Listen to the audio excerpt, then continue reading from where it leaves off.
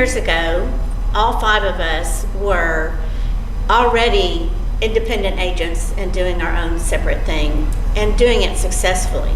However, what we found is that we were going to each other for each other's talents. So one might have a better talent in writing, one might have a better talent in numbers, one might have a better talent in the internet.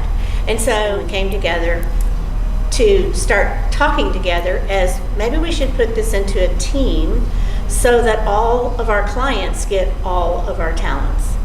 And it worked. And at that point, there was not a lot of teams in Georgetown. We were one of the first, especially more than 2 husband and wife teams. So Correct. That was going to a listing appointment or being a buyer's agent. That was kind of a hit. So being one of the first teams. And not just in areas of expertise as far as working, but also as far as selling, knowledge of the real estate market. One of us had more experience with land, selling land. True. Old Town, renovated homes, Sun City. We all had different areas that we knew a lot about. True. And with all of our years in experience, it's 90 plus years of real estate experience. It's a long time. Multiple offers. Let's go. Bring it on. If you're the listing agent. Yeah. It's so fun if you're the buyer. I like the buyer's agent too. I think we like both. I think we like buyers and listings, but this particular market is way more challenging for the buyers. Because we have to show them so many houses before they actually can land on one and get one. And a big part of that is just education. Just being able to tell them this is going to be a process. Generally speaking, we may lose 1 or 2, but they have to also understand what it's going to take for us to hopefully win the offer. Mm-hmm. True. Yeah, negotiating multiple offers is not easy. We deal with that on a daily basis right now, so. Well, the square, of course, is one. Everybody loves the square, and there's lots of new restaurants, lots of places to go. A big thing, though, people that are coming from California, they think an acre is land. Like, they're so excited. They're like, oh my gosh, I've got some land. Can we have cows? Georgetown used to be a slow-moving town. Now it's a really cool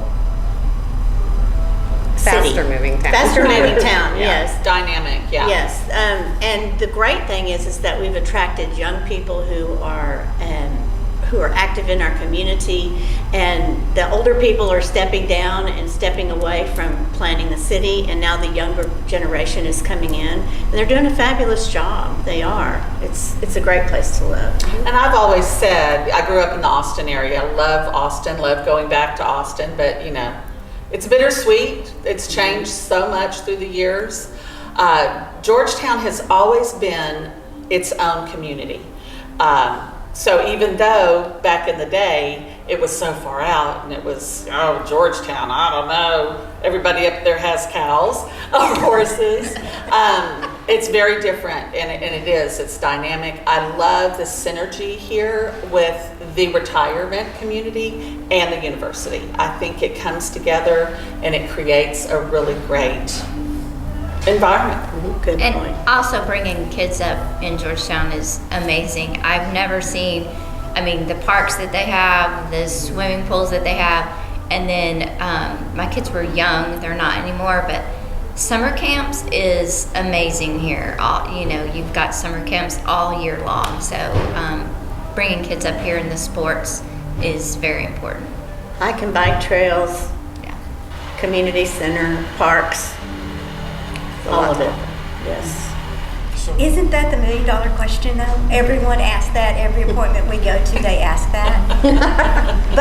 But I feel like the people that are moving here, I feel like there's stability in their purchases. So I don't see, and we do follow several forecasters, and we attend some classes, and we meet with people to kind of gauge the forecast. And I don't think there's been one over the last several months that anyone has said there's going to be a crash, beware. I just don't see that market coming here. People are still coming. Businesses are still coming. So that's going to bring the people. And I was a little uncertain as to where we were going to start off this year in regards to, because there are some changes, interest rates are getting higher, inventory is very low, but we've already seen, we're not even out of end of January. First month. And we've already seen the multiple offers and going into that. So I think it's going to be another dynamic year. I think it's going to be another. I also think the inventory is going to stay low just because if we get something good, that there's 5 to 10 offers. But we need more inventory. Yeah, we do. Yeah. But everybody's like, but where am I going to go? I know. We have to If have a I plan. sell my house, where do I go? And that's all part of what we do. We educate people on, hey, if you're okay with moving out a little further, or if you want to downsize, what's out there? Where could you go? What are your opportunities? And that's what I try to tell people. We can, almost all of us can make money on our house right now, which is absolutely fantastic. But you have to have a plan before you take that step. Because it used to be, oh, let's sell our house and go find another one. It's not that easy anymore because inventory is so low. So you have to be ready. You have to have a plan. Some people have parents that they can live with for a while. Some people have ranches they can move to. So that's what I tell people. Yes, you can make money, but make sure you have a plan before you make this step because it's not going to be easy. And we will be there to help Yes. you 100% along the way. Yeah, on the flip side of that, the rental market is just as hard and aggressive is. as the seller's market. So if you think you're going to rent, the rent has gone up and you're competing with the people that are not winning the homes that they're bidding on. So you've got that to deal with as well. The great thing is that our team focuses on Williamson County and Travis County. We're members of several MLSs, so we can work the surrounding area as well. And we all have different knowledge of different areas that, for instance, Sheila's from Marble Falls originally. So if we need to go in that area, she's our specialist there. Angie lives in Round Rock, and so she's our specialist there. But all of us specialize in Williamson County and outside of that. So I was the last one to join the team. And for me, so in real estate, every transaction is different. It's not like most jobs where it kind of gets monotonous and everything's the same. Every transaction is different. Something new comes up in every transaction. No matter what comes up, I know that one of us has been through it. One of us has been through it. So I always have somebody I can call and say, hey, has this happened to you? Or what did you do in this situation?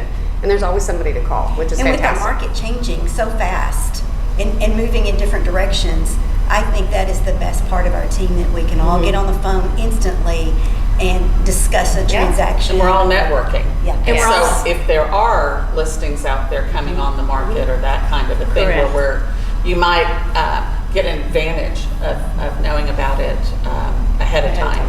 And there was one where we had a closing and it blew up at the very end, and Paula and I ended up having both be at closing like 30 minutes notice, and I needed to pick up a kid, so Tracy picked my daughter up and took her to Sonic and took care of her, and we had the closing, got paid and done. So and that's what I was going to say, is that we're sisters. We've become sisters. I mean, we love each other. We care about each other in a way that most friendships don't see.